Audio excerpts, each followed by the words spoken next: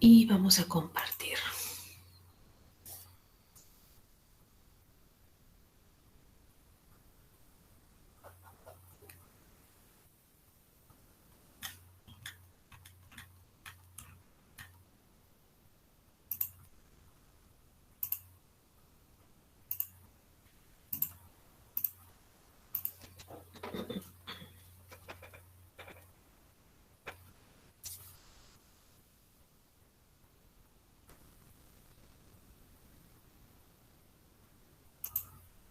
¿Pueden ver la diapositiva? Sí, Miss. Sí, Miss. Sí. Muy bien, empezamos entonces.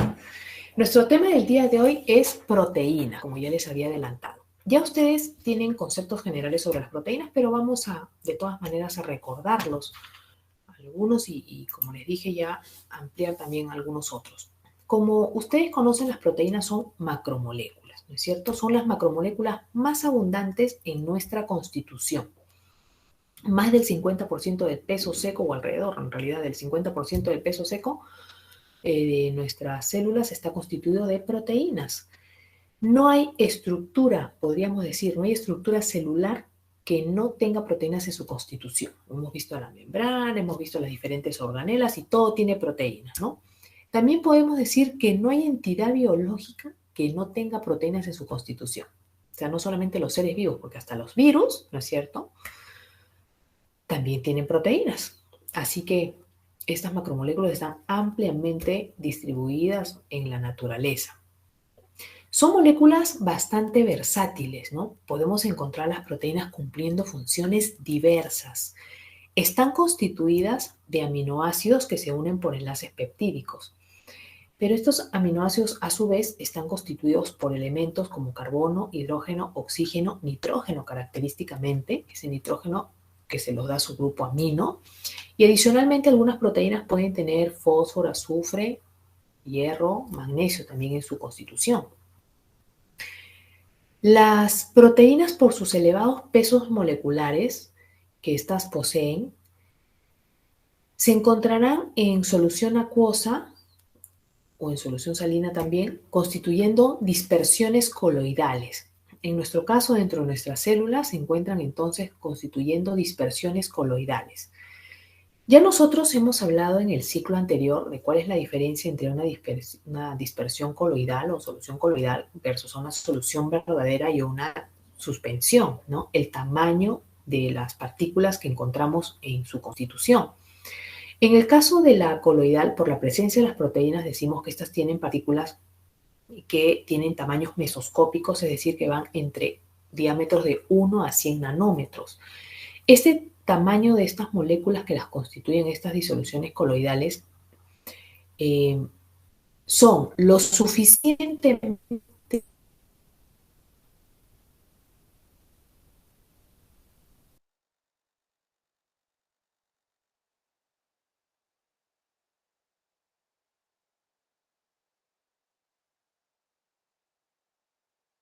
donde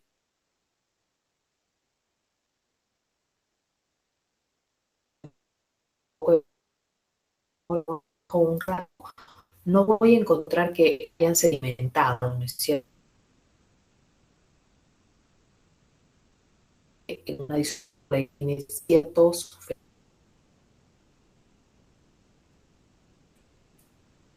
Profesora, no sé si soy el único, pero se me está entrecortando. Igualmente, profesora.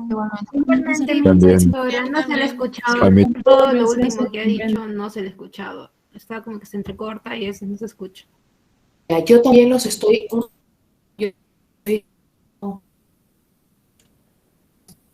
Siguen recortados.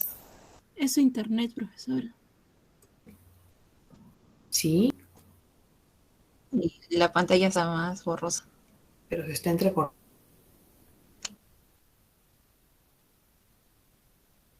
Sí, mi sí está entrecortado. Yo no la- Se le Ay, no se lo escucho. sea.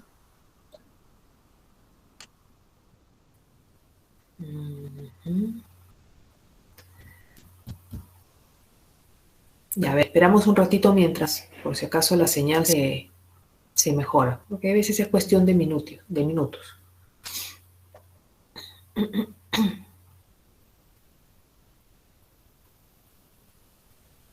Ahora sí, Miss. ¿Sí está mejor? Miss, sí, Miss, ¿podría ver ¿Sí? explicar la Sí, parte Miss. que no se ha escuchado? Ya, correcto. Esta diapositiva, ¿no es cierto?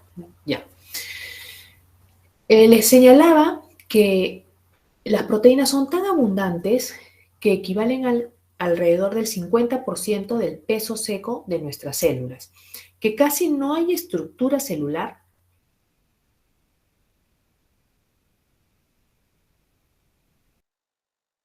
Se están recortando de nuevo. Otra Sí, vez, Miss, profesora, se se le quedó cortan, congelada. no se le escucha. Eso es lo que les estaba señalando. Decíamos que dentro de sus elementos principales está carbono, hidrógeno, oxígeno, nitrógeno y algunas adicionalmente pueden tener fósforo, azufre, magnesio y hierro. Que ellas formaciones o dispersiones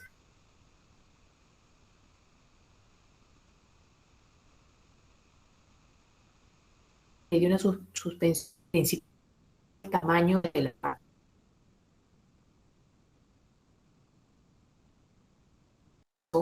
partículas de entre 1 a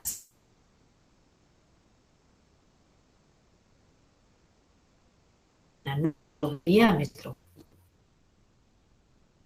constituyen estas macromoléculas que en realidad no pueden sedimentar por sí mismas. Si ustedes preparan una disolución coloidal con proteínas y la dejan por horas o por días, estas nunca van a bajar, ¿no?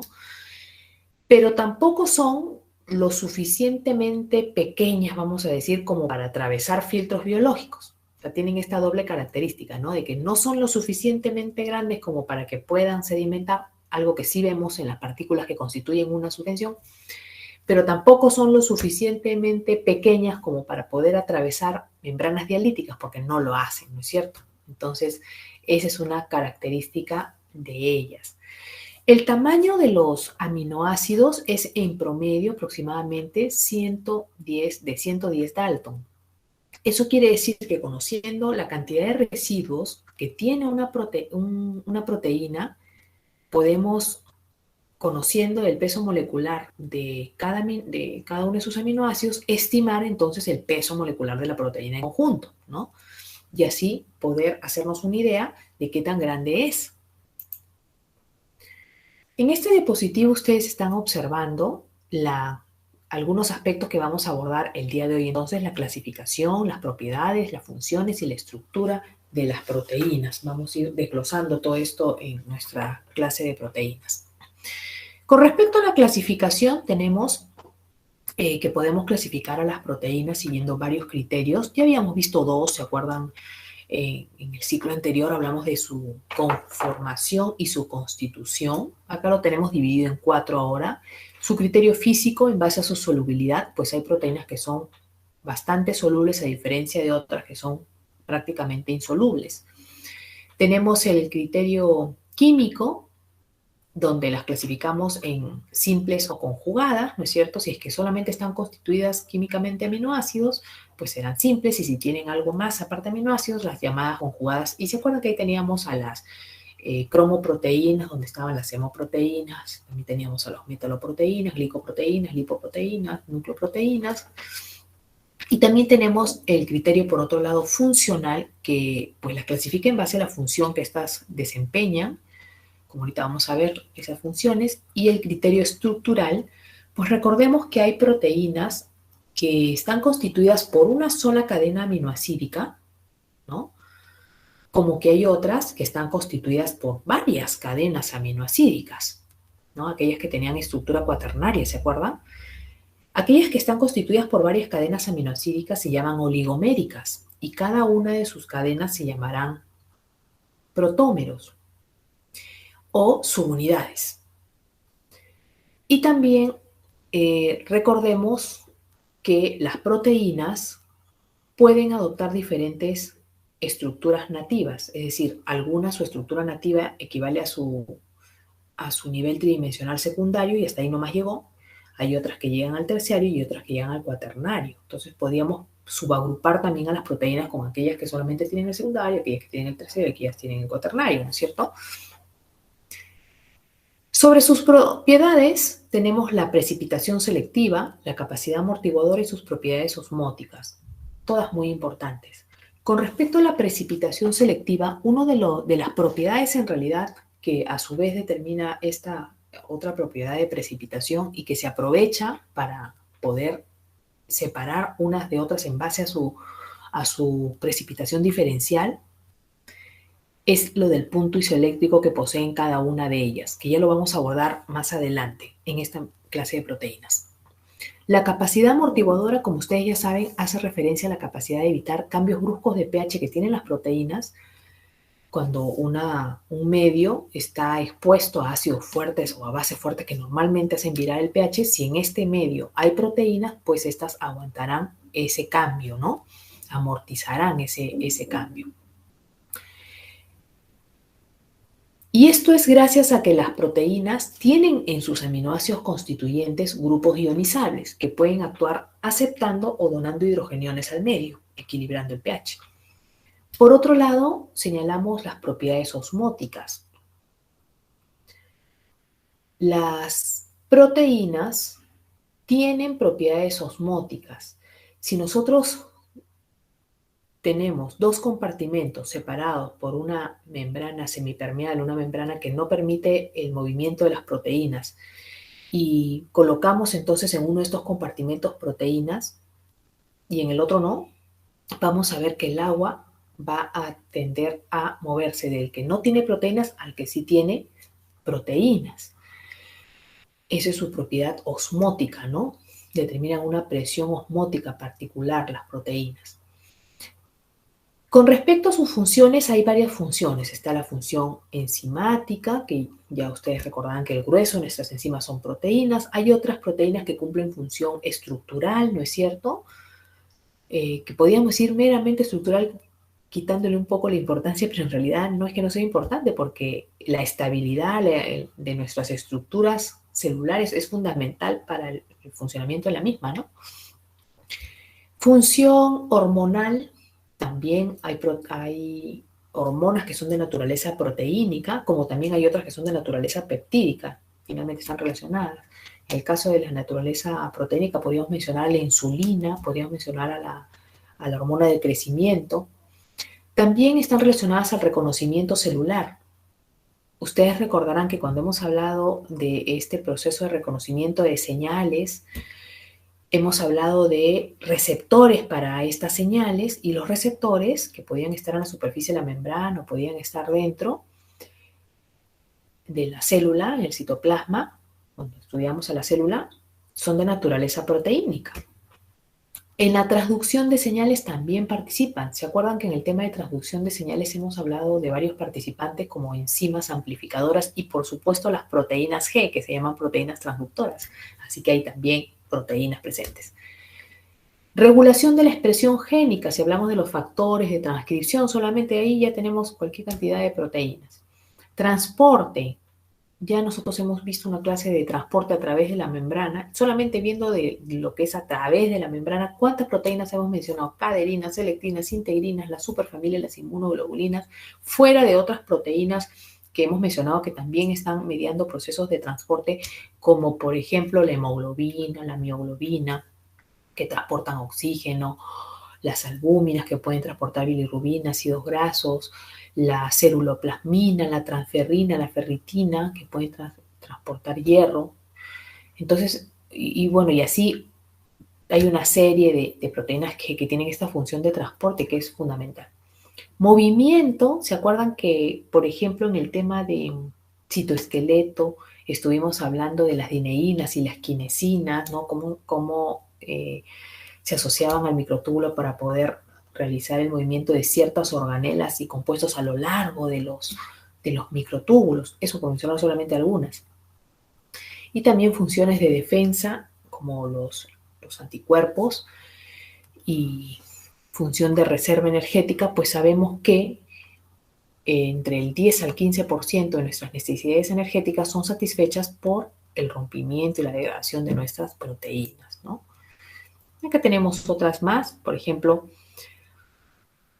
función contráctil, como el caso de la miosina latina, elementos de la coagulación, como el caso de la fibrina, que también hemos estudiado cuando hablamos de sangre, ¿se acuerdan?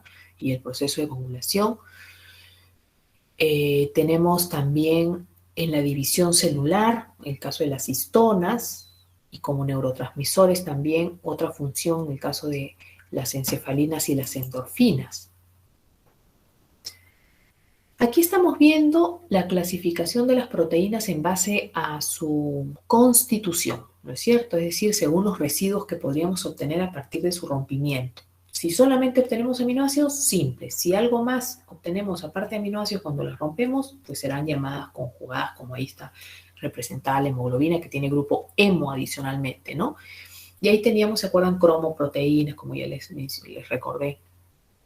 También tenemos metaloproteínas, glicoproteínas y una serie más.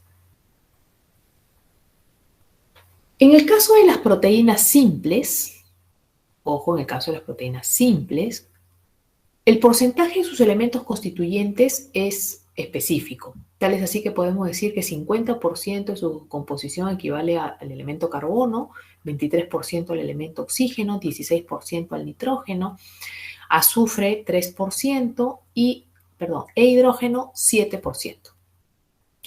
Entonces nosotros, conociendo estos porcentajes, podríamos proyectar a cuál es la constitución proteica que tenemos si conocemos su constitución de nitrógeno, de alguna de ellas, o también podría ser en base a su constitución de azufre o de hidrógeno, de oxígeno, de carbono, ¿no es cierto? Uno de los criterios más utilizados es en base a su constitución de nitrógeno, que ahí viene resaltado del 16%.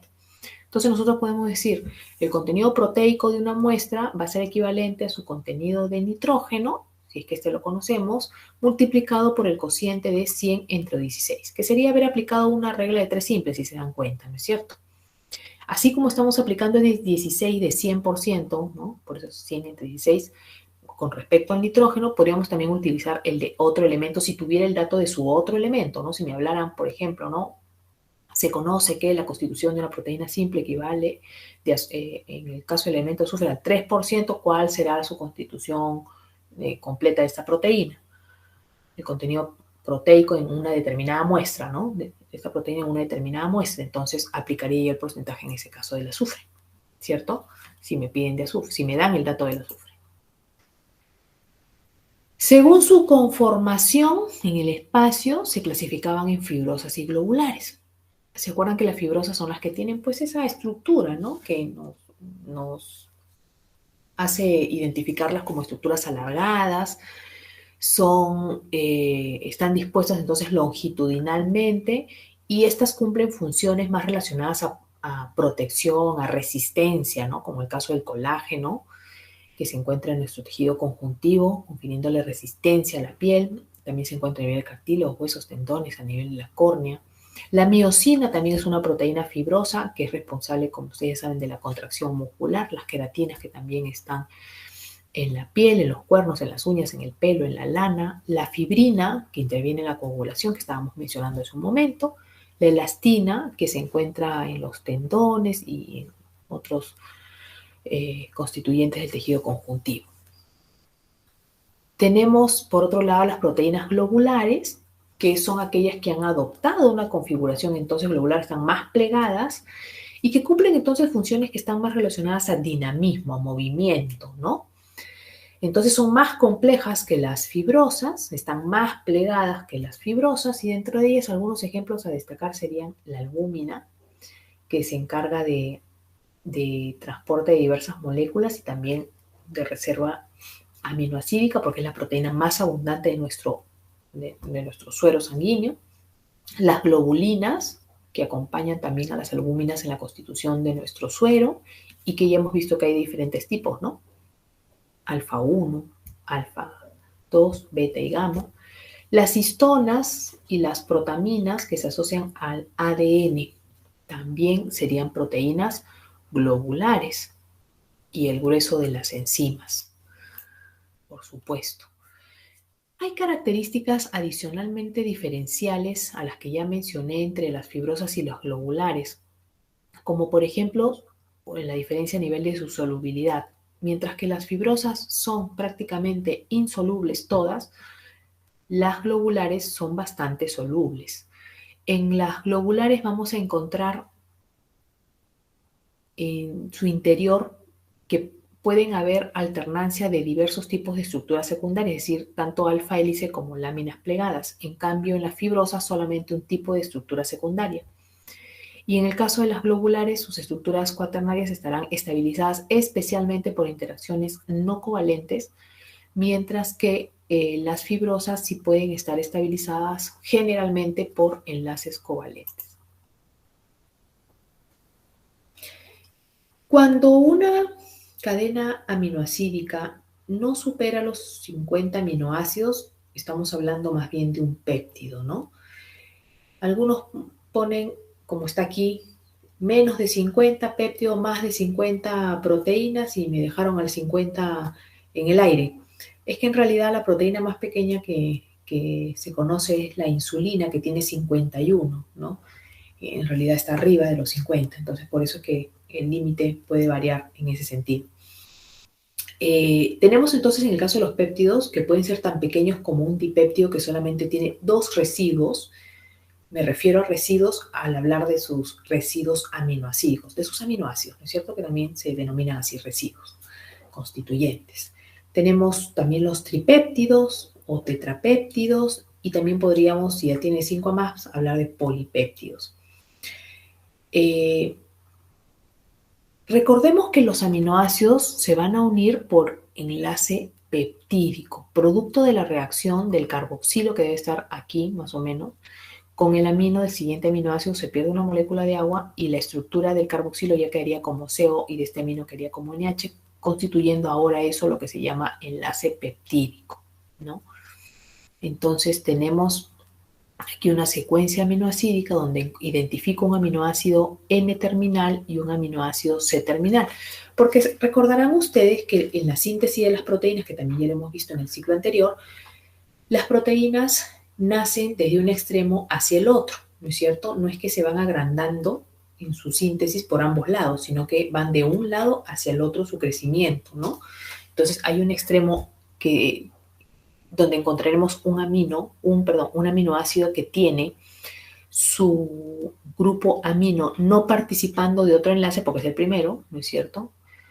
Por eso lo reconocemos como libre, grupo amino libre, mientras que el último aminoácido tendrá el carboxilo libre, porque en ese caso, como es el último, no hay un aminoácido posterior a él, entonces ese carboxilo no está participando en la formación de un enlace peptídico, sino que está tal cual en la estructura. Por eso lo llamamos así libre. Entonces tenemos un extremo que llamamos amino-terminal y carboxiterminal o N-terminal y C-terminal. Aquí ustedes pueden ver los datos moleculares de algunas proteínas que vamos a ir mencionando. La insulina, como les dije, tiene 51 aminoácidos distribuidos en 2 cadenas polipeptídicas. Quiere decir que su estructura nativa debe ser el nivel cuaternario definitivamente, ¿no? El citocromo C humano tiene 104 residuos en una sola cadena. El doble y todavía en una sola cadena, prácticamente.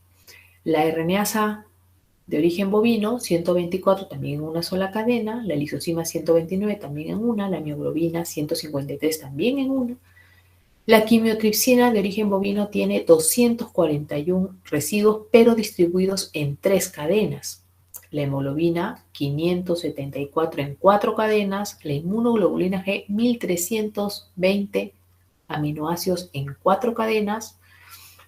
Y la glutamato de deshidrogenasa, 8300 residuos distribuidos en 40 cadenas. Miren qué grande. Vemos entonces que efectivamente, lo que decíamos hace un momento, algunas proteínas están constituidas por una sola cadena, como que hay otras que pueden tener varias cadenas. Y ya les mencionaba entonces que las que están constituidas por varias cadenas serán llamadas oligoméricas y cada una de sus cadenas protómeros o subunidades. Las proteínas pueden tener diferentes niveles estructurales, como también ya lo hemos abordado en el ciclo anterior, ¿no es cierto? El nivel primario, secundario, terciario y el cuaternario. La estructura primaria es el nivel más básico, es decir, corresponde a su secuencia estricta de aminoácidos con que cuenta una proteína, representando, por supuesto, o considerando, por supuesto, a esos aminoácidos unidos por el enlace peptídico. Entonces, es el conocimiento de en qué tipo de aminoácidos y en qué orden los presenta una proteína en particular, ¿no? Este nivel, por más que es el más básico, así lo llamamos, es muy importante, porque dependiendo de qué estructura primaria tiene una proteína, esto influye en qué niveles estructurales superiores va a poder adoptar, o sea, sus niveles posteriores, ¿no? Superiores. Así que es fundamental. Y de igual manera nos brinda información hereditaria, genética, ¿no? Porque, como sabemos, por el conocimiento del código genético, sabemos qué tripletes de nucleótidos corresponden a especificar qué aminoácido en particular, ¿no? La estructura secundaria, por otro lado, viene a ser este nivel superior a la estructura primaria, este nivel estructural que adoptan ciertas proteínas gracias a la formación de puentes de hidrógeno que se establecen entre el NH de un enlace peptídico con el CO, pero de otro enlace peptídico diferente. Y aquí tenemos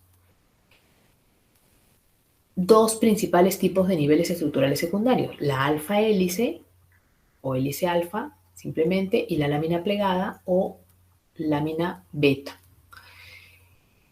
Ambos están determinados por el mismo tipo de enlace de interacción, puentes de hidrógeno, pero ¿dónde radica la diferencia? Que en el caso de la alfa hélice, nosotros podríamos decir que los puentes de hidrógeno que ustedes están viendo aquí se encuentran paralelos a un eje imaginario que yo me podría trazar aquí, ¿no es cierto?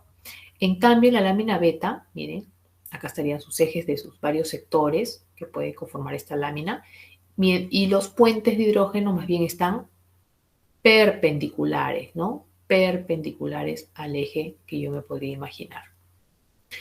En el caso del alfa hélice, la estructura es bien precisa. Diríamos que se forma puente de hidrógeno específicamente entre el NH de un enlace peptídico de un aminoácido que vamos a llamar de posición 1 con el CO de un enlace peptídico del quinto aminoácido, es decir, que se encuentra separado del primero por 3 residuos, ¿no? Y esto se repite en los siguientes, cada 5, quiere decir que tengo una hélice parejita, ¿no? Más o menos 3.6 aminoácidos por giro. En cambio, en la lámina plegada decimos que los puentes de hidrógeno se forman entre el CO de un enlace de un aminoácido que se encuentra formando parte de un sector diferente con respecto al aminoácido con el que se va a enlazar, ¿no? El siguiente aminoácido con el que se va a enlazar, que formaría parte de otro sector, ¿no? Porque este es un sector, esto es otro sector. Entonces, hay diferencia. Dentro de la estructura secundaria también se considera, por si acaso, la triple hélice de colágeno. Pero como solamente se ve esta configuración en el colágeno, por eso es que no lo van a encontrar quizás en muchos textos mencionado como estructura secundaria, porque solamente es válido para el colágeno, no se ven otras proteínas. Pero si quisieran identificar y a qué nivel estructural correspondería él, tendrían que ubicarlo aquí, ¿no? En el nivel secundario, como les digo. Luego pasamos al nivel terciario.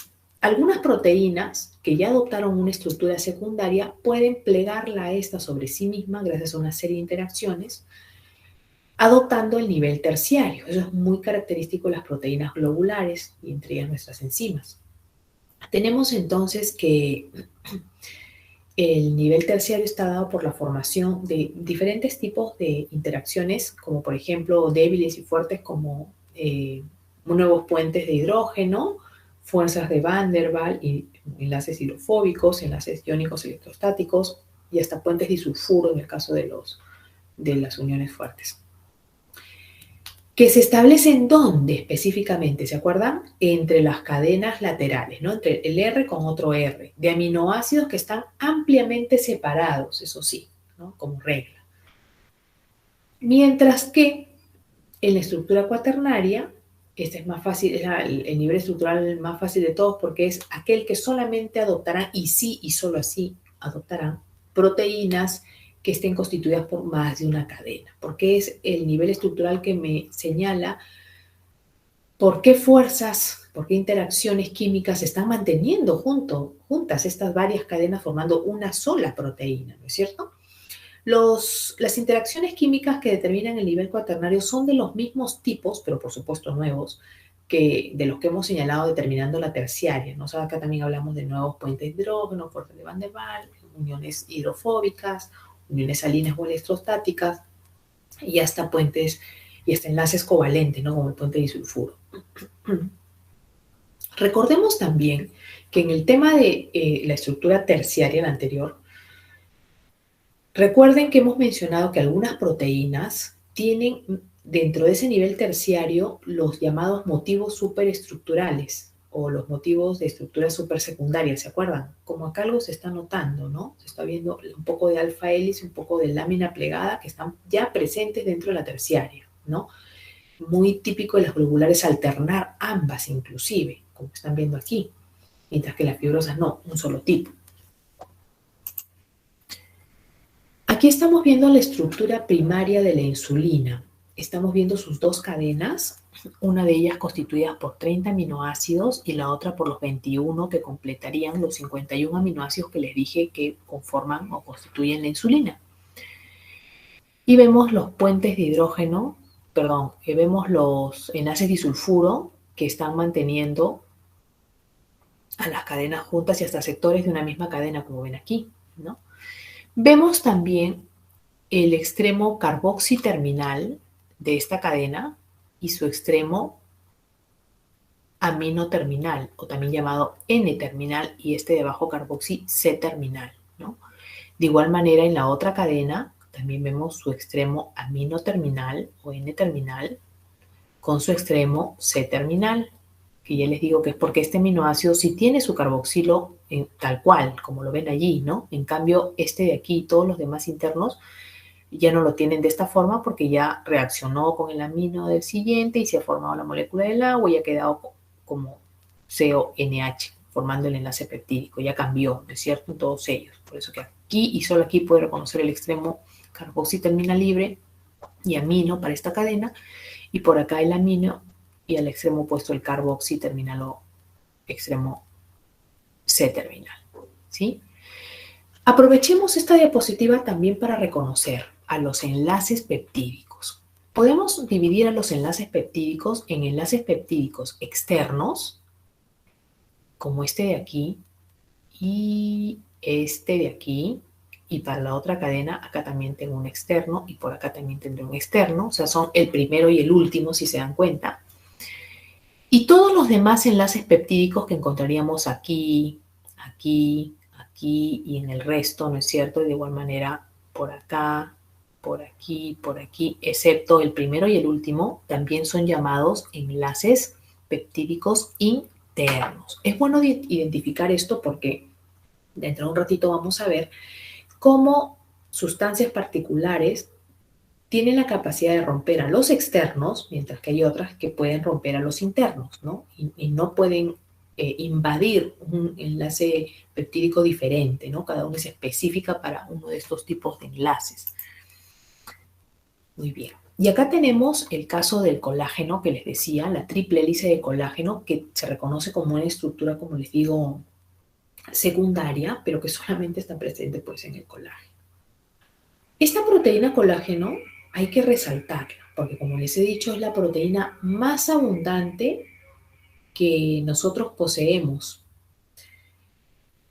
Es una proteína que tiene la particularidad de tener una abundancia de residuos glicina, prolina, hidroxiprolina, que se repiten en tándem, o sea, repetidas veces, a lo largo de su estructura, ¿no? Es muy abundante, son muy abundantes estos residuos, a diferencia de cualquier otro. Acá está representando cualquier otro residuo normal que acompaña a estos tres abundantes. También puede tener hidroxilicina, pero hidroxiprolina es más abundante en comparación a hidroxilisina, por eso los que más se destacan están acá, están mencionados, ¿no?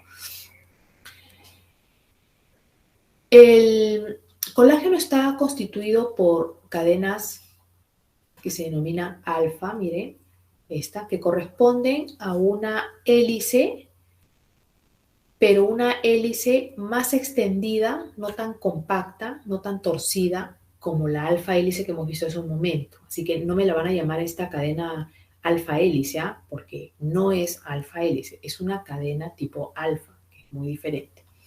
Que como les digo, es más extendidita, no está tan torcida y además que a diferencia de las de la alfa hélice, esta es levógira, o sea, está girada, su torcimiento está girado hacia la izquierda, así que no es igual, ¿listo?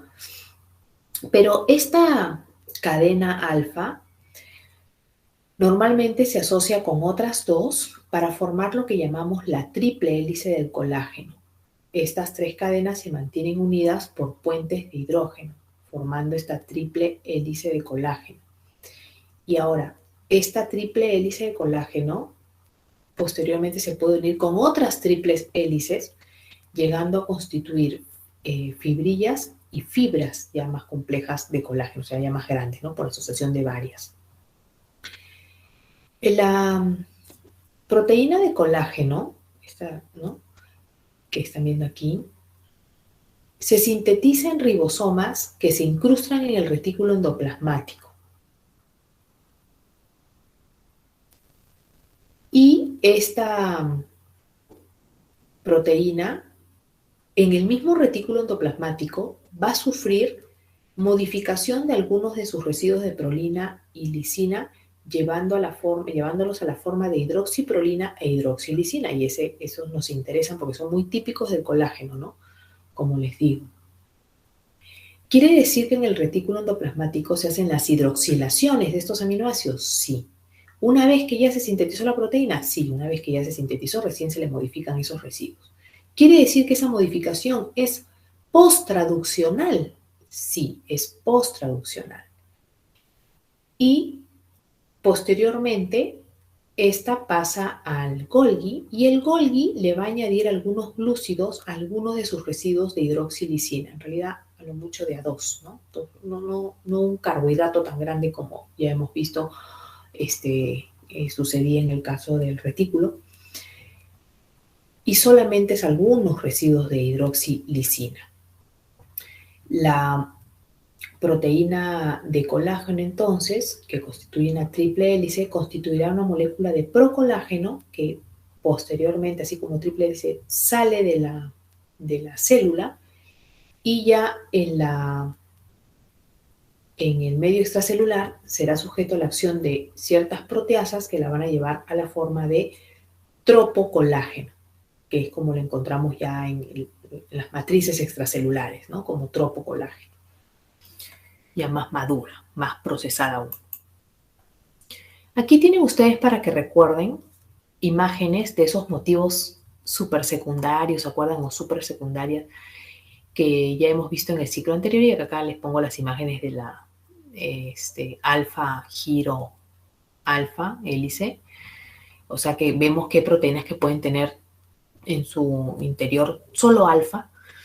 Hay otras que más bien tienen alternados solo los motivos beta, como ven acá el barril beta y el meandro beta, alternándose en zigzag, ¿no?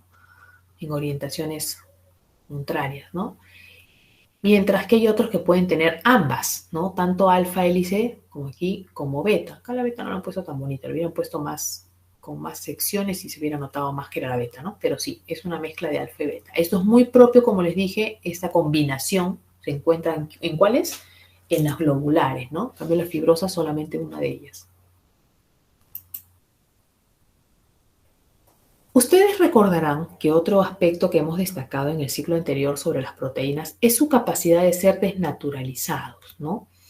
Y para poder hablar de desnaturalización tenemos que hablar también, pues, de lo que es la denominación de estructura nativa.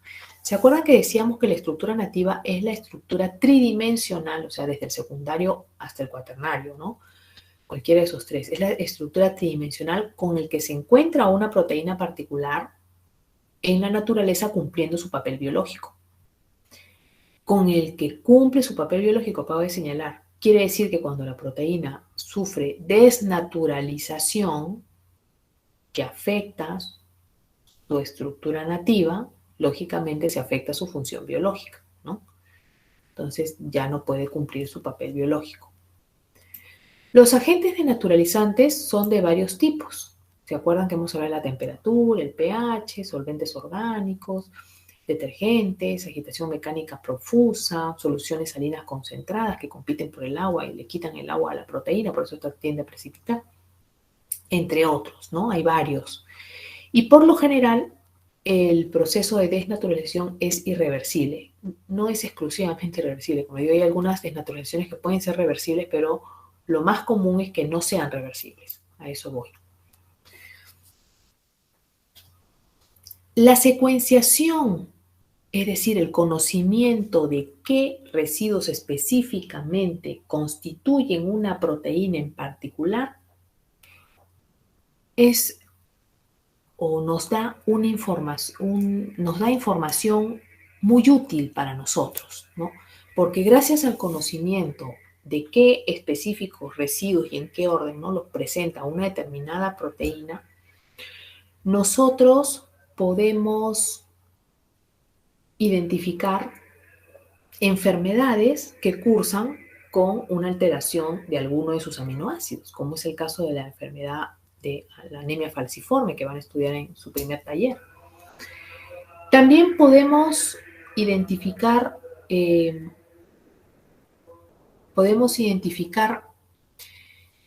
la función de una proteína, pues si yo tengo dos proteínas que tienen una estructura parecida, lo lógico es que cumplan una función parecida. Podemos identificar también el mecanismo de acción que tiene una proteína en particular. Por ejemplo, una enzima, ¿no? A nivel de su sitio activo, identificamos qué aminoácidos tiene, que se parecen mucho a otra enzima, entonces puedo imaginarme que el mecanismo es el mismo, ¿no? Y también, por supuesto, nos ha servido para poder sintetizar artificialmente anticuerpos, para poder sintetizar sondas de ADN. Por ejemplo, ahora en la pandemia hemos visto eso, ¿no? Cómo gracias al conocimiento de la secuencia de la proteína Spike del coronavirus se comenzaron a elaborar las vacunas, ¿no? Entonces, y todo fue gracias a que tenemos esa capacidad, ¿no?, de reconocer qué residuos específicamente tenía esa proteína. Entonces, ha sido fundamental para nosotros, especialmente en este momento de pandemia. Ya no mencionemos la palabra pandemia, ya estamos de salida, creo, ¿no? Ya quitémonos ese estigma, ya se está yendo, pero eso no quiere decir que nos dejemos de cuidar.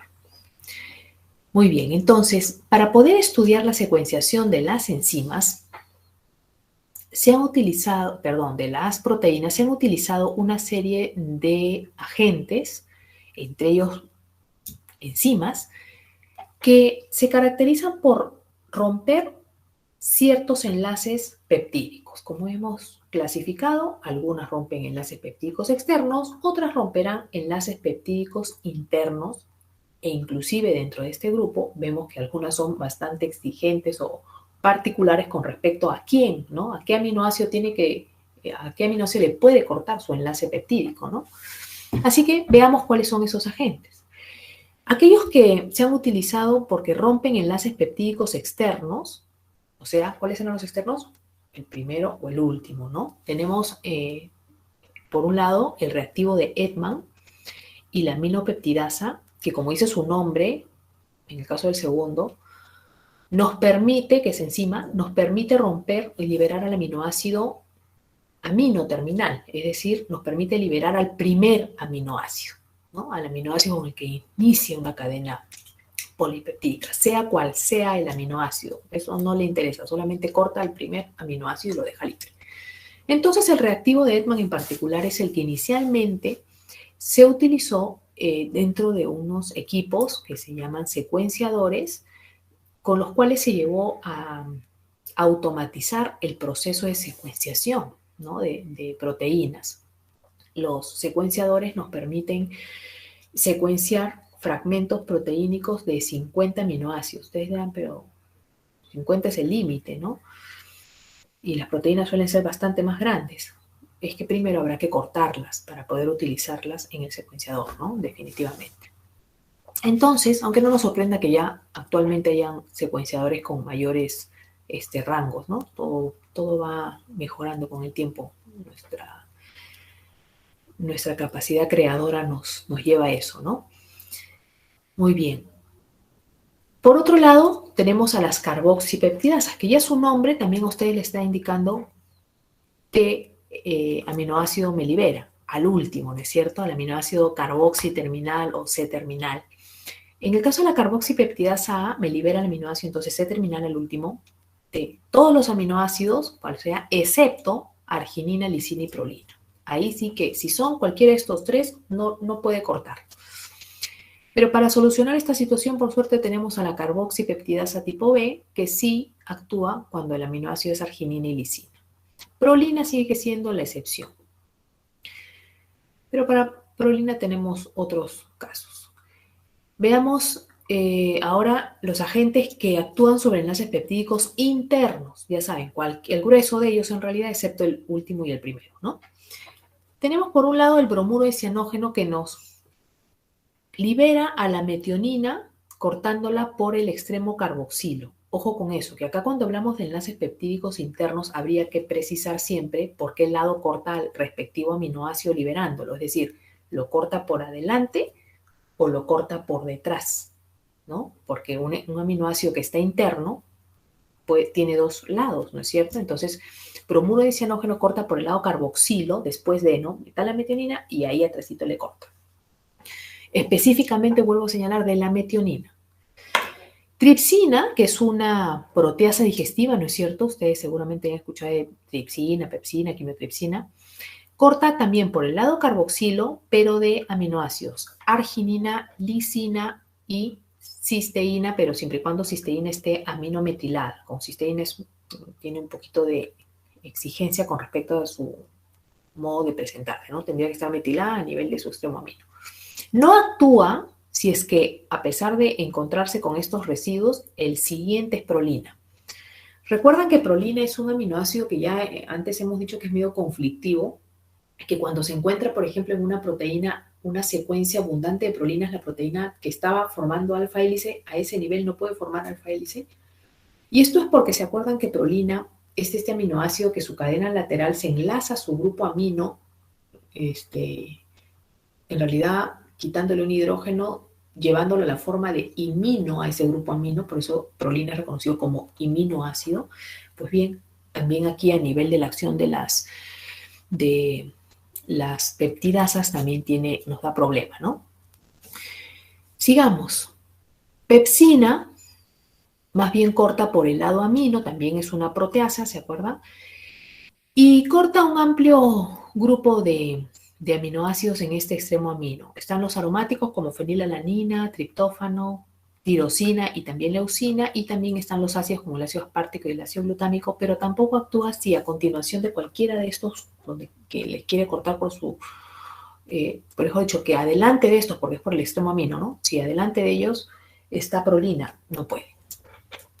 Termolicina corta por el lado amino de los aminoácidos aromáticos y leucina, de fenilalanina, triptófano y tirosina. De igual manera que quimiotripsina, solo que quimiotripsina corta por el lado carboxilo, muy parecido a lo que fue también la tripsina, que también cortaba por el carboxilo. Entonces vemos que tenemos específicos agentes para romper al primer enlace peptídico, al último enlace peptídico y a enlaces peptídicos internos, ¿no? En ellos nos apoyamos para poder hacer procesos de secuenciación e identificación de aminoácidos. Aquí tienen una imagen de lo que era la estructura secundaria de alfa hélice. Como le dije, 3.6 aminoácidos por cada vuelta. Los puentes de hidrógeno serán paralelos, ¿no?, al eje imaginario.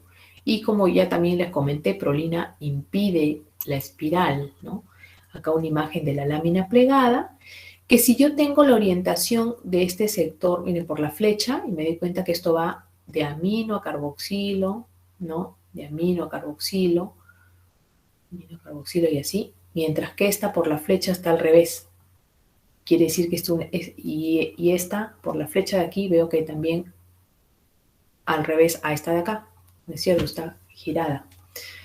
Quiere decir que si esta segunda está en esta orientación, mientras que acá yo tenía amino, carboxilo, amino, carboxilo, amino, carboxilo, en esta la tengo amino por acá y carboxilo por acá. Amino y carboxilo, el siguiente aminoácido, amino y carboxilo y así, ¿no?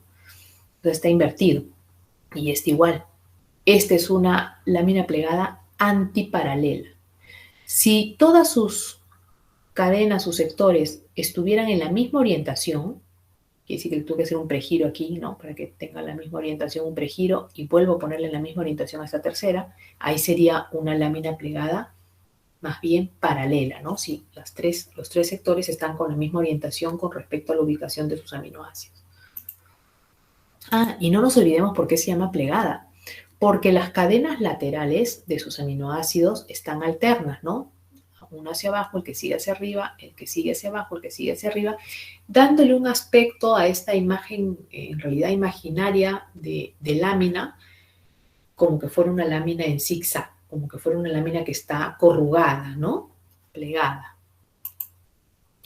Y esa lámina plegada es bastante estable, más estable aún que el alfa hélice. Muy bien, en esta diapositiva resaltamos los agentes desnaturalizantes que les mencionaba hace un momento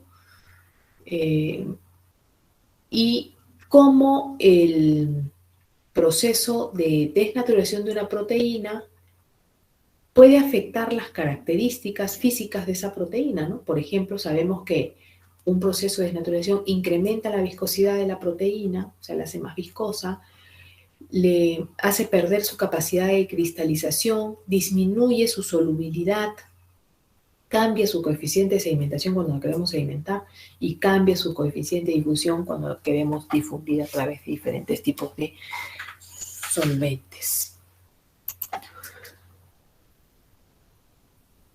Aquí están esos agentes que les estuve mencionando hace un momento, que les decía desnaturalizantes como detergentes, solventes orgánicos, soluciones concentradas de urea, de guanidina, soluciones concentradas salinas. No olvidemos la agitación mecánica profusa. ¿Qué más les dije? Exponerlo también a bajas temperaturas. Para algunas resultan las bajas temperaturas desnaturalizantes como entre 10 a 15 grados centígrados, exponerlas, ¿no? Y para la mayoría siempre las elevadas temperaturas son las desnaturalizadas, entre 50 a 60 y empiezan a desnaturalizarse. Aquí vemos un ejemplo de casos de desnaturalizaciones que son irreversibles, donde ya no existe un proceso pues, de volverlo a su estado original, ¿no? No cabe la renaturalización. Por ejemplo, en el huevo frito, ya no van a poder poner esa clara al estado original que la tenían. En el caso del yogur tampoco, ¿no? Porque ya se han emulsionado en contacto con la grasa de la leche. Muy bien. Y acá tenemos lo que corresponde a la solubilidad. La solubilidad de una proteína está dada en realidad por acción del radical, los radicales R, o sea, las cadenas laterales que tengan sus aminoácidos constituyentes, ¿no? Estos radicales R, al ionizarse, van a poder formar puentes de hidrógeno con las moléculas del agua, que también tienen hidrógeno, ¿no es cierto? Y eso hace que estas interaccionen bien con esta agua y por lo tanto digamos que son solubles. ¿Qué agentes afectan la solubilidad de una proteína? La concentración iónica de la solución en que las coloquemos, la temperatura y el pH. Por supuesto, porque todos estos factores son de entenderse, ¿no? Todos estos factores me pueden afectar a los grupos ionizables que presentan sus aminoácidos constituyentes a nivel de sus cadenas laterales. Entonces, definitivamente me tienen que afectar pues la solubilidad, ¿no? Las proteínas globulares, recuerden que ya mencioné que son bastante solubles en contraste con las fibrosas que prácticamente no son solubles. Esa es una importante diferencia entre esos dos grupos. Abordemos los métodos de separación de las proteínas.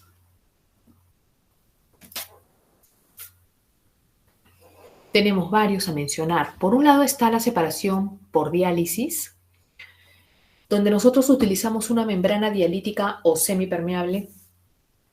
Por ejemplo, nosotros para separar proteínas, nosotros, por ejemplo, en una práctica, lo que hacíamos era, podíamos utilizar un papel de celofán transparente que cumplía las veces, o también podíamos utilizar, por ejemplo, el buche de cualquier ave, generalmente de pollo pedíamos.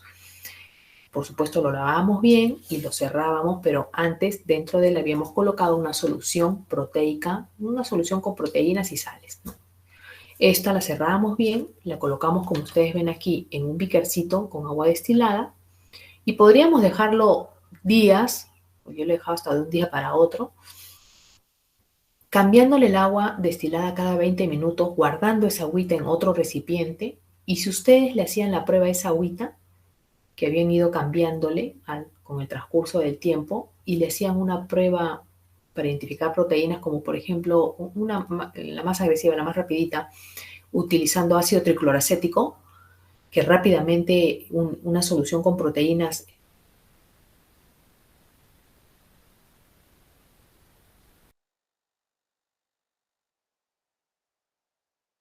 Se entrecortó de nuevo. Mismo se le escucha. Se colgó, profesora. ¿Se colgó? Ahora sí. ¿No se ve esta diapositiva? ¿Sí? No, sí se ve. Vuelvo a señalar entonces. No se le escuchaba. El audio. Ya, repito. Esta diapositiva, ¿no?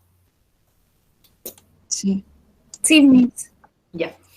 Les decía Sí, entonces que podemos utilizar para separar proteínas una membrana dialítica, que finalmente es una membrana semipermeable, igual como nuestras membranas, ya que las proteínas, al ser macromoléculas de elevado peso molecular, no van a poder atravesarla, ¿no? Entonces nosotros lo que hacíamos, en el mejor de los casos, les pedíamos que traigan ustedes un buche de cualquier ave, pero más fácil de obtener, como les decía, es la del pollo. Y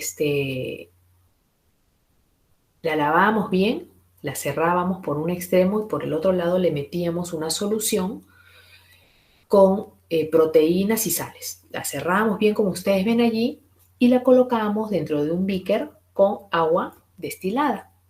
La podíamos dejar días, les decía, ¿no? Cambiándole el agua cada 20 minutos a ver si favorecemos el fenómeno de ósmosis. Y sin embargo, íbamos a lo que le cambiamos el agua, guardando esas agüitas en otro recipiente, y si nosotros le hacíamos la prueba de presencia de proteínas a ese líquido, no encontrábamos proteínas. Una manera rápida de evidenciar presencia o ausencia de proteínas es con la prueba del ácido tricloracético. Como el ácido tricloracético es un ácido fuerte, si ustedes le echan unas gotitas de ácido tricloracético a una solución con proteínas, ahí mismo se forman como coágulos. O sea, las proteínas precipitan a tal punto que se forman coágulos, ¿no? Súper evidente, porque, como les digo, el ácido tricloracético es un ácido fuerte. Pero aquí nosotros utilizamos el mismo ácido sobre esa solución de afuera y no había nada, ningún cambio. ¿Qué quiere decir? Que las proteínas nunca abandonaron el interior de nuestro buche de ave, o sea, nunca atravesaron la membrana dialítica. No pueden, ¿no es cierto? Y si sacábamos de adentro una muestrita y le adicionamos las gotitas del ácido tricloracético de adentro del buche, ahí sí, ¿no? Veíamos que el mismo cambiaba un color lechoso, ¿no? Rápidamente. Entonces, demostramos que efectivamente las proteínas no pueden atravesar una membrana dialítica, ¿no? Y ese es el principio de los procesos de diálisis, justamente las personas que sus riñones no están funcionando bien y se les están escapando todas las proteínas, entonces se pueden utilizar ahí membranas dialíticas para destoxificar, ¿no? Permitir que sí salgan los desechos, las toxinas, pero que las proteínas se recuperen, no se pierdan. Otro proceso para poder separar proteínas es la ultracentrifugación. Pero aquí acotar algo, ¿no? No confundirme una centrífuga normal, una centrífuga común, con las ultracentrífugas, que son una herramienta que el hombre ha elaborado para forzar la sedimentación que de manera natural las proteínas no hacen, como ya les dije, ¿no? Entonces, el hombre no se quedó tranquilo, el humano digo, ¿no? No se quedó tranquilo con no poder sedimentarlas por su propia naturaleza y pues se elaboró este equipo, que son las ultracentrífugas. Pero les voy a hablar comparando las dos. Una centrífuga estándar para tubos de ensayo alcanza velocidades que se expresan en revoluciones por minuto del giro de su rotor, que es como la centrífuga de su lavadora, ¿no es cierto? Tiene un sistema central que hace girar, ¿no? Igualito, ¿no? Nada de extraordinario hay aquí.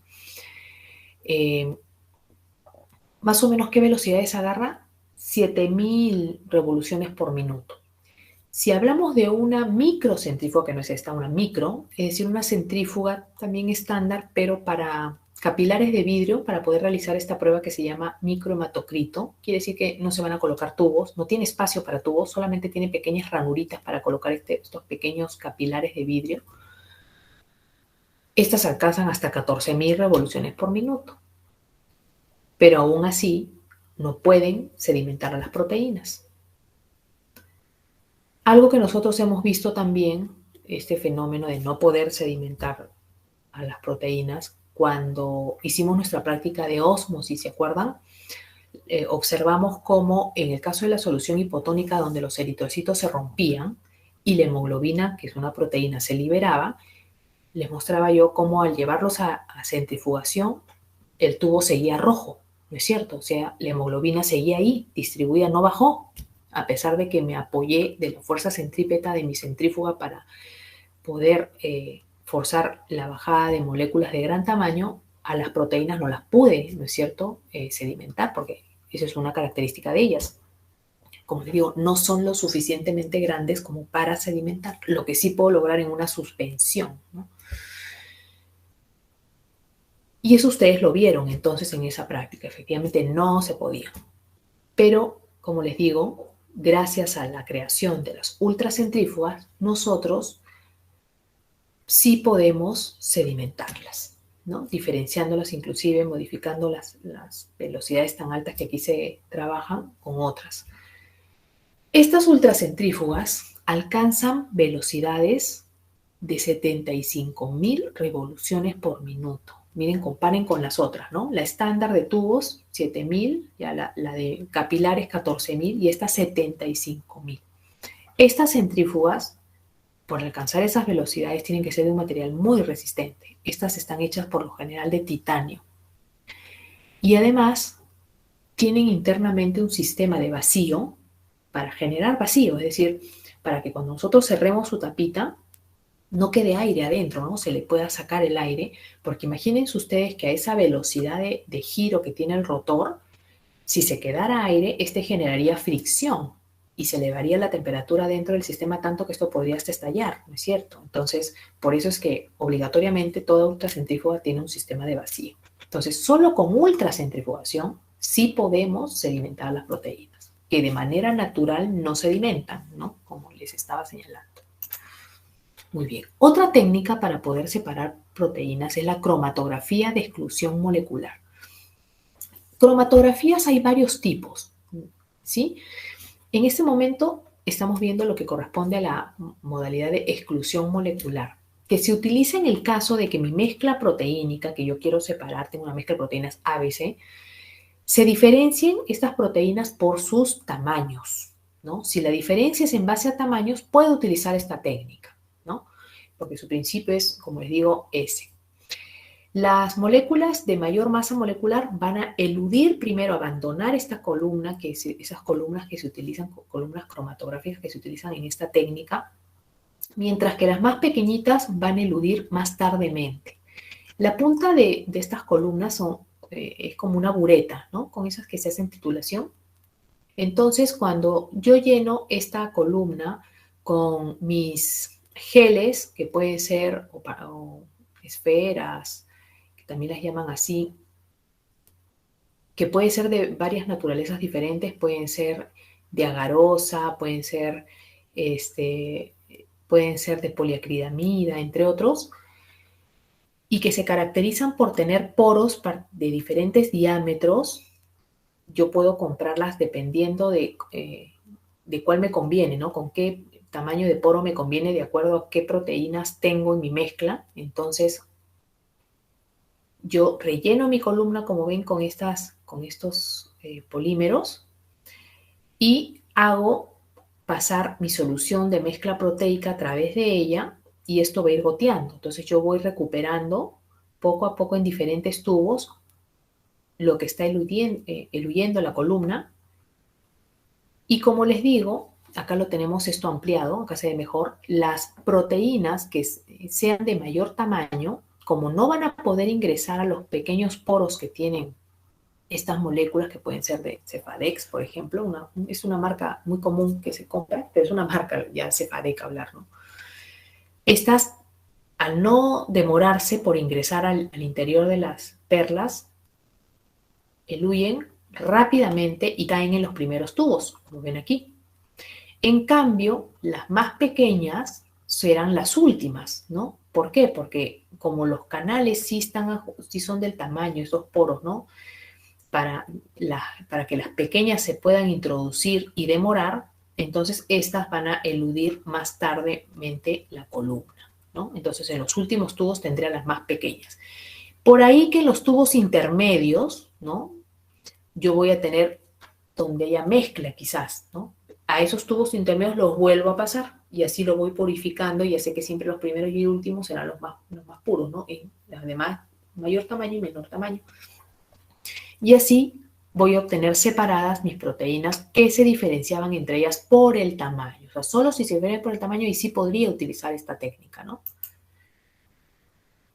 Estas perlas de polímeros entrecruzados, como les dije, pueden ser de agarosa, dextranos, poliacridamidas, de diferentes naturalezas con que se va a llenar la columna de cromatografía.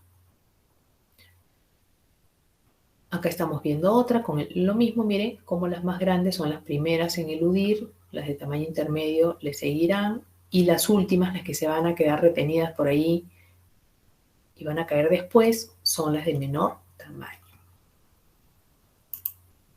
También se conoce entonces esta cromatografía como por ultrafiltración molecular o exclusión molecular. Es lo mismo. Si más bien mi mezcla proteica se diferencia por la carga de las proteínas que están en esa mezcla, o sea, tengo algunas que son positivas y otras que son más bien negativas, quiere decir que sus puntos isoeléctricos son diferentes, ¿no? Extremos, vamos a decir. Podría utilizar, podría utilizar otro tipo de cromatografía que se conoce como la cromatografía por intercambio iónico, donde también se utilizan unas perlas, pero que están recubiertas con grupos cargados, como por ejemplo, si quiero separar proteínas con carga positiva de negativas, y primero quiero que caigan las negativas, entonces utilizo o compro estas perlas que vienen con grupos sulfónicos negativos cargados, que luego se le pasa un buffer con sodio, con iones sodio, de tal manera que el sodio al ser positivo y los grupos sulfónicos al ser negativos se unen. Y luego yo coloco a mi mezcla de proteínas que quiero separar dentro de un tampón y lo hago correr ahí sobre mi columna. ¿Y qué va a pasar? Va a haber intercambio. Los grupos sulfónicos van a intercambiar esos iones sodio, que eran positivos, por las proteínas que tengan carga positiva. De tal manera que las que eran de carga negativa pasan, ¿no? Ellas no son atraídas, así que serán las primeras en caer, las de carga contraria. Mientras que las de carga positiva se quedaron pegadas. Luego, para despegarlas, puedo trabajar con otro tampón que les modifique su carga y que ya las permite, como saben, de acuerdo al pH en que yo coloque la proteína, la puedo cargar positivo o negativamente. Voy a poder lograr que se suelten, ¿no? Y las voy a poder recuperar en otros tubos y así las voy separando. Ese es otro tipo de cromatografía, la de intercambio iónico, con otro tipo de soportes, como les digo, ¿no? De fase móvil. Pero también podría utilizar otra técnica que es la electroforesis, como ven aquí, que también ya hemos hablado, me parece, de la electroforesis en otra oportunidad. La electroforesis hace uso de una cámara electroforética que tiene, como ustedes ven, dos recipientes, ¿no? Dos cubetas, y tiene un soporte alto donde ustedes colocan su fase sólida, que puede ser papel de celulosa o puede ser una lámina de agarosa. Hay varios tipos de soporte que se pueden utilizar. En una de sus cubetas está conectado un electrodo negativo, que vamos a llamar el cátodo, y a otra de sus cubetas está conectado otro electrodo, que más bien es el positivo, que será llamado el ánodo. ¿Por qué ánodo si es positivo? Porque este electrodo, al ser positivo, va a atraer a los aniones por atracción de cargas opuestas, ¿no? Por eso se llamó ánodo. Y el cátodo, siendo negativo, atrae a los cationes, a los de carga positiva. Yo coloco entonces sobre la plataforma central que tiene mi cámara electroforética horizontal, porque también hay verticales, hay otra modalidad de electroforesis. Coloco en este caso, ¿no?, mi mezcla proteínica aquí, en el centro. Cierro el sistema. Los electrodos están conectados a una fuente de energía eléctrica. Lógicamente tengo que tener estos dos componentes, ¿no? Prendo el sistema y más o menos luego de 1 hora, 2 horas, termina el corrido de mi mezcla proteínica hacia los electrodos respectivos. Es decir, aquellas proteínas de mi mezcla que tenían carga negativa correrán hacia este lado. ¿Y por qué corren? Porque yo, como ven, mi fase estacionaria, que puede ser, como le digo, el papel de celulosa, lo he sumergido en los extremos tanto a un recipiente como al otro. Entonces, el líquido, el buffer que yo coloco aquí, que por ejemplo, en el caso de separar proteínas del suero, suele ser el buffer barbital el más utilizado, ayuda como medio de corrida, ¿no? Este medio se humedece, ese mismo buffer barbital que se utiliza en ambos, se llega a humedecer y ayuda pues a que corra por el medio acuoso, ¿no? Entonces, estas proteínas que son dentro de esta mezcla positivas migrarán por atracción de cargas opuestas hacia el lado donde está el cátodo, mientras que las que son de carga negativa migrarán hacia el polo donde está el ánodo. Lógicamente el proceso no va a llegar hasta que lleguen a vaciarse a las cubetas, no, solamente hasta que se separen por aquí, ¿no? Y eso nos lleva, como les digo, más de 1 hora en realidad, donde se detiene el proceso y luego yo tendré que hacer el revelado, porque yo no voy a notar que se han separado, porque las proteínas en realidad no tienen color, ni estas que están acá se verían, ¿no? Yo hago un revelado, en ese caso se suele utilizar para las proteínas séricas, el amido black, y ya aparecen las bandas que han dejado las proteínas que se han separado con color, ¿no? Adicionalmente, yo he podido colocar aquí, aparte de mi muestra, he podido colocar también un patrón. Un patrón consiste en una solución de diferentes proteínas que se diferencian por sus pesos moleculares, que entonces a la hora que se hace el corrido, yo por contraste puedo identificar qué peso molecular tiene una de las proteínas que he separado, ¿no? Y qué peso molecular aproximado tiene otra y así. O sea, me da una información todavía adicional, ¿no? Luego yo puedo cortar este fragmento de papel y lo puedo resuspender de tal manera que esa proteína que yo tenía aislada en esa banda la puedo aislar, ¿no? Pero generalmente esto no se lleva a eso. En cromatografía sí, ¿no? Se suelen resuspender. Lo que generalmente se utiliza aquí es que luego de esto llevamos a un densitómetro estas tiras que hemos obtenido para que el resultado nos muestre en un patrón de curvas, ¿no? Y así podamos identificar concentraciones en que se encuentran cada una de ellas, los llamados electroforetogramas.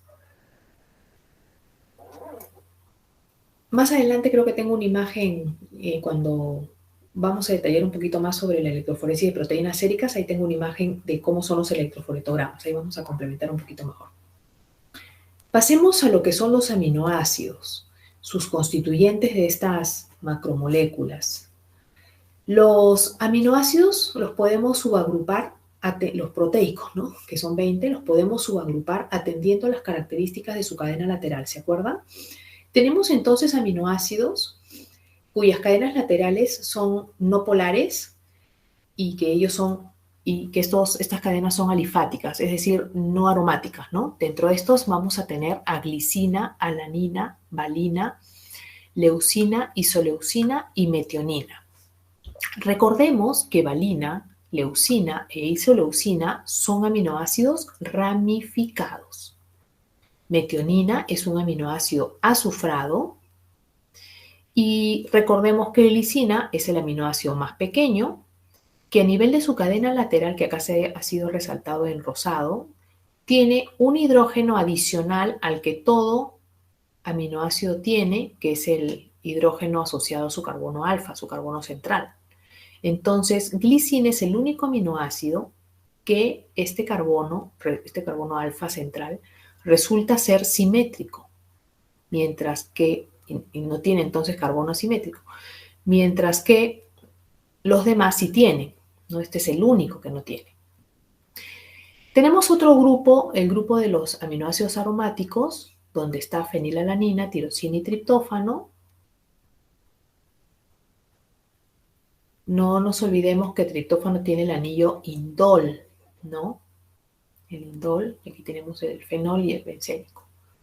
Luego tenemos el grupo de los aminoácidos que tienen cadena lateral polar y no cargada, donde está serina, treonina, cisteína, prolina, asparragina y glutamina. Recordemos que serina y treonina son hidroxilados de este grupo. Cisteína tiene el grupo sulfidrilo-tiolo mercapto, tiene azufre entonces en su constitución, porque este grupo tiene azufre e hidrógeno, como ven. Prolina, que es este aminoácido conflictivo. Asparragina y glutamina, que me gusta identificarlos como los primos hermanos del ácido aspartico y el ácido glutámico, porque hasta aquí, igual hasta acá, son idénticos a los respectivos que he mencionado, solo que en lugar de tener CONH2, los ácidos tienen COOH, como ven, ¿no? Pero de arriba de este grupo, todo es igual, ¿no?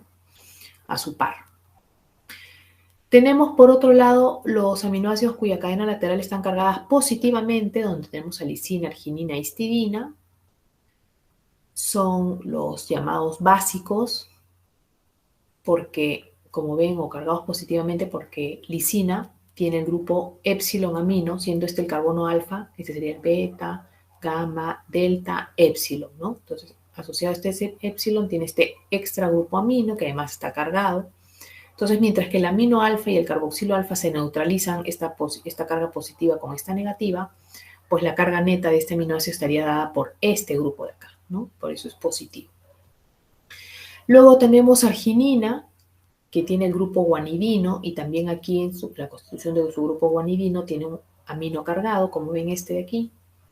Así que de igual manera su carga neta sería positiva. E histidina, que tiene el anillo imidazol, que puede también presentarse con carga, y esa carga sería positiva. Acá no lo están viendo cargado, pero también puede. Por eso que también está en este grupo.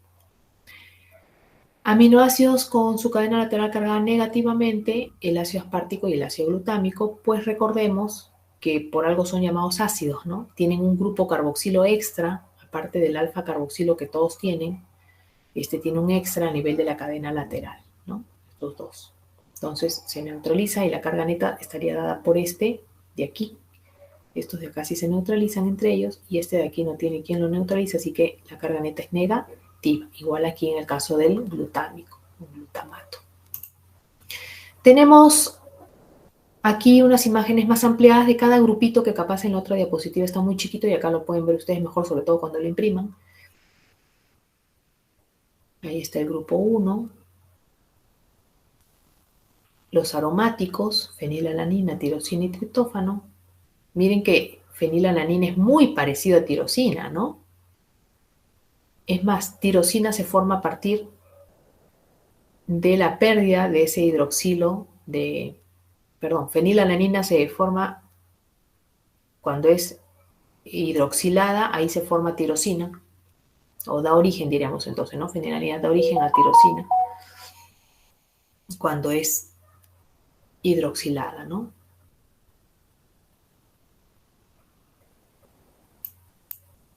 Grupo 2, serina, treonina, cisteína, prolina, asparagina y glutamina. El grupo 3 de los negativos, los ácidos, y el grupo 4 de los positivos o básicos. Aquí tienen ustedes la abreviatura de nuestros aminoácidos con 3 siglas y con una sola letra. La mayoría de ellos coincide pues sus 3 primeras letras, ¿no? De su denominación, pero no todos. Así que hay que ver las salvedades, ¿no? Aspartico, ASP, ácido glutámico GLU, alanina ALA, arginina ARG, asparagina, que está una de las excepciones, ASN, como que nos destacan la gina de acá, ¿no? Cisteína cis o con Y, fenilalanina igual, fen, no hay problema allí. Glutamina, acá también cambió, justo los primos hermanos, miren, ahí está, glutamina también GLN, ¿no? Glicina, gli, histidina, is, isoleucina, aquí también una pequeña modificación porque acá hay ile, no es iso, ¿no? Ile. Leucina, leu, lis, lisina, lis, metionina, met, prolina, pro, serina, ser, treonina, tre, tirosina, tir, triptófano, acá también se comieron la i, entonces es TRP, valina, val. Con la abreviatura de única letra, también hay excepciones porque hay aminoácidos cuyas denominaciones empiezan con las mismas letras, ¿no? Como caleucina, lisina y con T tenemos varias también, entonces, y con A igual. Entonces, ácido aspartico D, ácido glutámico E, alanina A, arginina R, asparagina N, miren acá el caso particular, ¿no? R, N, cisteína C, fenilalanina F, glutamina Q, glicina G, histidina H, isoleucina I, leucina L, a lisina se le cambió por K, porque también empezaba con L, metionina M, prolina P, serina S, treonina T, tirosina Y, también se cambió aquí porque ya hay otro con T, triptófano también se cambió por W y valina por B. Entonces, ojo con esos detalles. Aminoácidos inusuales que no están en todas las proteínas, pero sí están en algunas, como hemos hablado del caso particular de hidroxiprolina y hidroxilisina en colágeno, también está en lisina en la elastina, igual que desmosina, y N-metilisina en la miosina. Aminoácidos que no forman parte de las proteínas, como la ornitina y citrulina, que los veremos en el metabolismo del ciclo de la urea, y homoserina y homocisteína, que lo veremos en el metabolismo de la metionina. El aminoácido metionina. Compuestos derivados de aminoácidos como la histamina, mediador de procesos alérgicos, ¿no? La adrenalina, que es una catecolamina, la taurina, que está con la constitución de la bilis, y la espermina y la espermidina en el metabolismo de ácidos nucleicos. Muy bien, y ahí nos vamos a quedar, jóvenes, pues ya nos ganó la hora. Apunten, por favor, propiedades físicas de los aminoácidos. Ahí nos quedamos. Hasta aquí, ¿alguna pregunta? En realidad hemos abordado la mayor parte de temas que sí creo ustedes por lo menos conocen ya de nuestro curso de biología. En la próxima clase vamos a ir introduciéndonos en otros pequeños detalles, como vamos a ir tratando lo que es punto isoeléctrico, como vamos a ir tratando, y vamos a hacer también algunos ejercicios. Así que todavía tenemos para desglosar más proteínas, también algunas aminoacidurias, entre otros aspectos. Sí, ¿quién habló primero? ¿Quién levantó la mano? ¿Chura? Sí, profesora. Una pregunta. Entonces, en los métodos de separación de proteínas hay 5 métodos, porque creo que en la parte de electroforesis mencionó 2. O sea, uno que era sobre cromatografía. Hay varios, claro, hay más de 2, definitivamente, porque en el caso de las proteínas hemos hablado de diálisis, hemos hablado de cromatografía, que también hay otros tipos de cromatografía, solamente he mencionado 2, pero también está, por ejemplo, la líquida de alta resolución, que por ahí la vamos a comentar también en esta misma clase, pero de la próxima semana, que vamos a seguir con proteínas. Está la electroforesis y están pues la separación de proteínas utilizando la precipitación selectiva, ¿no? También. Profesora, y otra duda, las abreviaturas que acaba de mencionar por aminoácido, en este caso, en el examen o en cualquier tipo de Sí pasitos. tienen que memorizar. Sí, tienen que. ¿Se acuerdan que les dije en el ciclo anterior, jóvenes? Ahora solamente quiero que recuerden a los 20, pero más adelante necesito que se memoricen sus abreviaturas. Sí, porque en el examen sí tienen que memorizarlas, porque en el examen les puedo poner, vamos a hacer ejercicios donde vamos a utilizar abreviaturas, ¿no? Donde vamos a ver cómo cortan las enzimas y qué residuos generan, y ahí no escribimos todo el nombre del aminoácido, escribimos sus abreviaturas. Entonces sí los deben de manejar. Por eso que ahora sí yo, asumiendo de que ustedes ya conocen a los 20 proteicos, entonces solamente vamos a ir sumando lo que es su conocimiento de su abreviatura a ese respecto, ¿no? Que estamos hablando de su denominación. Así es. Cintia Chirino, sí. Sí, quería confirmar en realidad un término. En el caso de los residuos, se refiere a los aminoácidos que conforman el péptido, ¿verdad? Correcto. También se suelen llamar a secas residuos. Algunos dicen residuos aminoácidicos, pero algunos también tú puedes encontrar que simplemente se refieren a ellos como residuos. Así que como tal los tenemos que reconocer. Entonces, los residuos son como la alanina, o sea, todo lo que hemos visto. Sus constituyentes elementales, sus aminoácidos, así es. Ah, ya, muchas gracias. Cueto, sí. Miss, ¿guardarán la grabación en el aula virtual? Sí, voy a colgarla en la nochecita. Listo. Ahora sí detenemos la grabación.